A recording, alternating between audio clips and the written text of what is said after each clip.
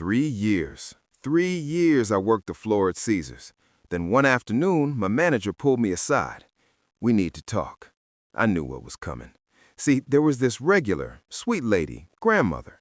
She'd been coming in every Tuesday for months, feeding hundreds into the same bank of machines, losing, always losing, and I watched it happen week after week. One night, she looked at me, tired, defeated, and she asked, "Do you think I should try a different machine?" I shouldn't have said anything. I knew the rules, but I looked at her and I couldn't do it anymore. So I gestured, subtle, toward the back corner, the older machines, the ones nobody plays because they look boring. She listened. That night, she won $1,200. 2 days later, I was called into the office. Surveillance had caught me on camera, gesturing, helping. They didn't fire me for stealing. They didn't fire me for showing up late. They fired me for costing them money, for breaking the biggest unspoken rule in the casino industry. Never, and I mean never, help the player actually win. So you know what? Screw it. If they're going to fire me anyway, I'm going to tell you everything. How to spot the machines that actually pay, the signs they don't want you to see, the math they hide behind flashing lights and free drinks. Let's do this. Now, I'm not the only one talking here. After I got fired, I started reaching out. I connected with 14 other ex-casino employees, slot techs, floor managers, even a programmer who worked for IGT, that's International Game Technology, one of the biggest slot machine manufacturers in the world. And we all have the same stories, the same secrets. See, the casinos spend millions of dollars making you think slots are random, pure luck, lightning in a bottle. But there's a reason certain machines are positioned where they are. A reason some cabinets get moved every few months. A reason the penny slots are always by the entrance and the high-limit rooms are hidden in the back. And we know why. This video could get taken down. I've already had 2 emails from legal teams asking me to reconsider my content choices. But you deserve to know how the game really works. But before we get into this, I need to know something. What's the longest losing streak you've ever had on a slot machine? I'm talking about that soul-crushing moment when you fed $200 into a machine and haven't hit a single bonus round. You're sitting there, numb, just hitting the button over and over, hoping. Comment below. Be honest. I'll respond to every single one, because I've seen your faces on the floor. I know that look, the one where you're trying to decide if you should walk away or dump in another 20. I've been there too. All right, so let's start with the big lie, the one the casinos want you to believe. They'll tell you every spin is independent. The RNG, that's the random number generator, doesn't have a memory. It's all luck. You can't predict it, you can't beat it. Just have fun and enjoy the experience. And technically, they're not lying, but they're not telling you the whole truth either. Think about it. You walk into a casino. What do you see? Lights everywhere. Sounds, bells, sirens, and over in the high-limit room, there's some woman screaming because she just hit $5,000 on a buffalo slot. They want you to see her. They want you to hear that siren going off, because while you're watching her celebrate, you're not noticing the 400 other people around you feeding money into machines that haven't paid out anything meaningful in days. It's called social proof. You see someone win, and your brain goes, if she can do it, so can I. But here's what you don't know. That machine she's on, it just hit a major jackpot. Statistically, it's now in what's called a cold cycle. It won't pay out big again for thousands, maybe tens of thousands of spins. But the casino knows you'll sit down at the machine right next to it, thinking, I'm next. You're not. So when they say it's all random, they're technically correct. But randomness doesn't mean fairness, and it sure as hell doesn't mean equal opportunity. Okay, here's the first thing they don't advertise on those shiny casino brochures. Every slot machine has an RTP. RTP stands for Return to Player. It's a percentage. Let's say a machine has a 92% RTP. That means for every $100 you put in, the machine is programmed to give back $92 over its lifetime. Over millions of spins, across thousands of players. The casino keeps $8. That's the house edge. Now here's the kicker. Casinos aren't required to tell you what the RTP is. In Vegas, they don't have to post it. Atlantic City? Nope. Tribal casinos? Forget about it. You're flying blind. But here's the secret that'll change everything. The RTPs vary wildly. Those penny slots, the flashing, noisy ones with licensed characters, Wheel of Fortune, Game of Thrones, whatever movie tie-in they're pushing this year, those machines have some of the worst RTPs in the casino. We're talking 85, maybe 86%. Meanwhile, those boring-looking $5 or $25 machines tucked away in the high-limit room, they can go up to 96, even 98%. Why? Because casinos know who's playing what. Tourists play penny slots. They're there for entertainment, to feel the thrill, to say they gambled in Vegas. The casino doesn't care if they win or lose because they're already getting their money's worth in experience. But high rollers, they're there to win. They're dropping serious cash. And if the casino doesn't give them decent odds, they'll walk across the street to the Wynn or the Bellagio. Competition's fierce at that level, so the casino adjusts. Let me tell you a story. I knew a slot tech named Marco, been working at the Bellagio for 12 years. One night after a shift, we're having drinks, and he tells me, I adjust the par sheets. I set the RTPs, and I can tell you right now, those Wheel of Fortune machines by the entrance set at 88%. Those old double diamond machines in the back corner near the sports book, 95%. But nobody goes back there because they look old and boring. No flashing lights, no movie stars. Nobody goes there. But the RTP is 7 percentage points higher. Think about that. 7 points. Over 100 spins, that's a massive difference in your expected return. So here's what you do. Avoid the flashy machines. Avoid the ones with TV shows or movie themes. Those licenses cost the casino a fortune, and they make up for it by lowering the RTP. Look for the old-school machines, the boring ones, the ones that look like they've been there since 1987, especially the higher denomination ones, dollar slots, $5 slots. Those are your best bet. Now, let's talk about where the machines are placed, because this is where it gets really sneaky. Think about it. You walk into a casino. Where are the loudest machines, the ones with people winning? They're at the ends of aisles, near the entrances, by the buffet line, next to the escalators. Why? Because the casino wants you to see and hear those wins. It's advertising. Free, live, real-time advertising. A floor manager I worked with, let's call her Angela, told me they had a term for it, loss leaders. They'd set certain machines to pay out more frequently. Not huge jackpots, but enough small wins, $50 here, $100 there, to keep the noise going, the lights flashing, the bells ringing, and they'd place them where the most people would see them.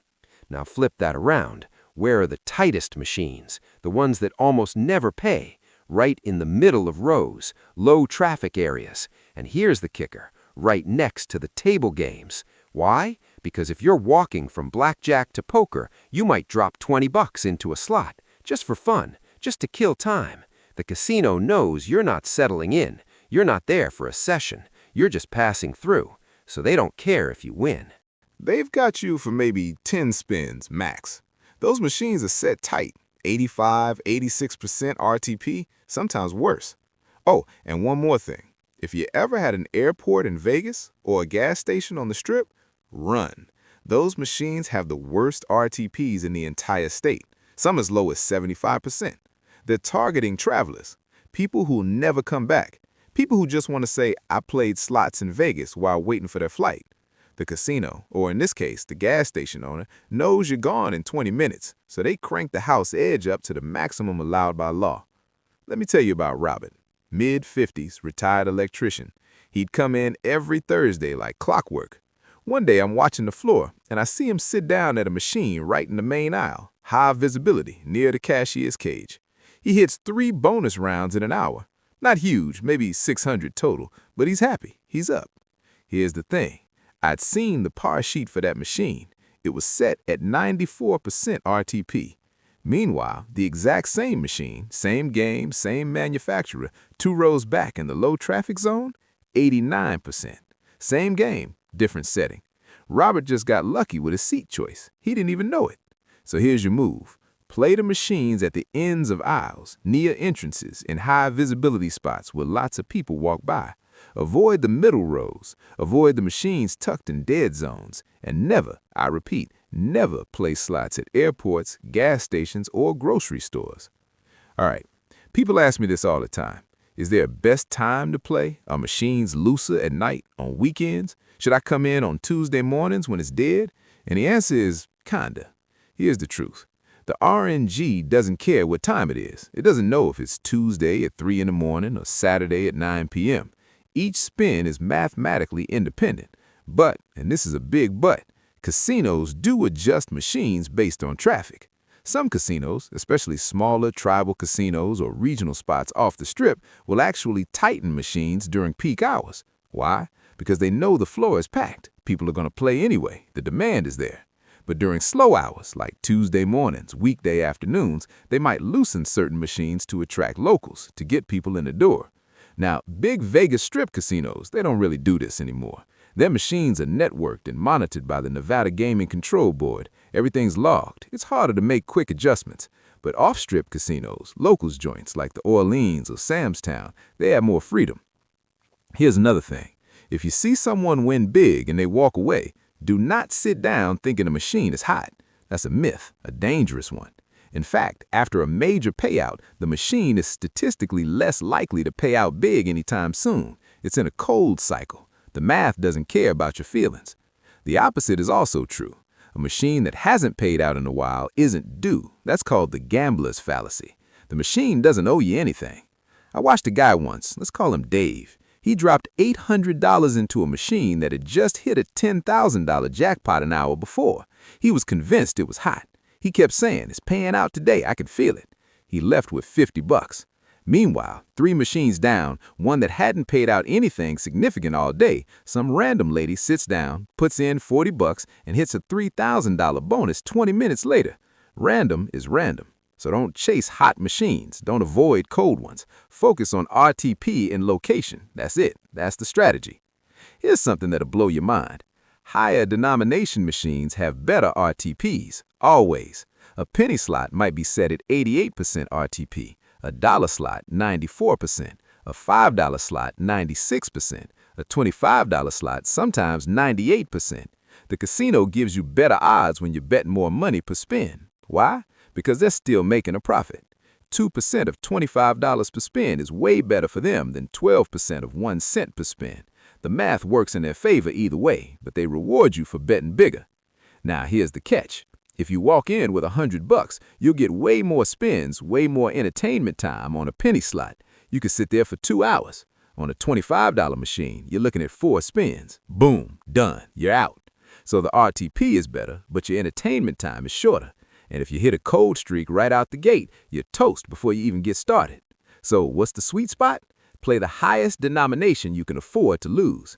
If you got $200 to play with, play dollar slots. If you got $500, try $5 machines. You'll get better odds and enough spins to ride out the variance. There was this couple I remember, Jerry and Linda. They'd come in every Friday night, same routine, same $200 each. Jerry would blow through penny slots in 2 hours, chasing bonuses. He'd leave with nothing every single time. Linda, she'd play dollar slots, slower, more deliberate. She'd take her time, and she'd leave with $250 or break even. Same bankroll, different strategy, different results. So move up in denomination if you can, but don't go beyond your comfort zone. The stress will kill the fun, and if you're stressed, you're not thinking clearly. You'll make bad decisions. All right. Let's talk about Players Club cards. Casinos love when you use them. They'll give you free rooms, free buffets, free play credits, points, tier status. It sounds great, right? But here's what they're really doing. Tracking everything. How much you bet, how long you play, how fast you hit the button, your win-loss ratio, what games you prefer, what time of day you come in, whether you're a weekend warrior or a daily grinder. They build a profile on you. And some casinos, not all, but some, use that data to adjust your experience. Now, I can't prove this, I don't have internal memos, but multiple slot techs have told me the same thing over the years. certain casinos flag high-loss players. If you're consistently losing, like really bad, week after week, they might tighten your machine slightly. Not enough for you to notice, not enough to trigger any alarms, but just enough to keep you losing, because they know you'll keep coming back for those free perks, for that free room, for that buffet voucher. They've got you hooked.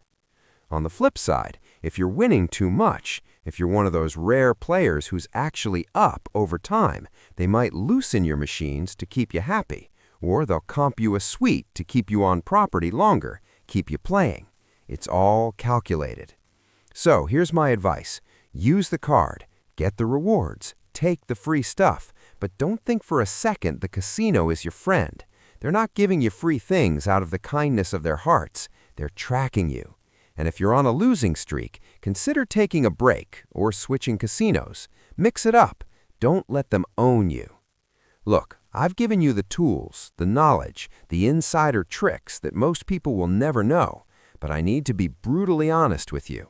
The house always wins. That's not a cliche. That's not me being dramatic. That's math. Cold, hard, undeniable math. Even if you play the loosest machine, in the highest denomination, in the best location on the floor, with perfect bankroll management, over time, the casino will profit. That's how they build billion-dollar resorts, off your losses and mine and everyone else's. The game is designed for you to lose. That's the business model. So, here's my rule, and I want you to take this seriously. Only gamble with money you can afford to lose, not your rent, not your car payment, not your kid's college fund. Money that if it disappeared tomorrow, you'd shrug and move on, because it probably will disappear. But at least now, you're not walking in blind. You know where to sit. You know what to avoid. You know the tricks they use to separate you from your money. And that's more than 99% of people on that casino floor. They fired me for telling one person. Now I've told thousands. And honestly, I don't regret it. If this video helped you, drop a like. If you think your friend is about to blow their paycheck at a casino this weekend, send them this link. And if you've got your own casino story, something shady you noticed, something that didn't add up, something you want to share, drop it in the comments. I read every single one. The casino has the edge. They always will. But now you've got the knowledge, and knowledge is the only weapon they can't take away from you.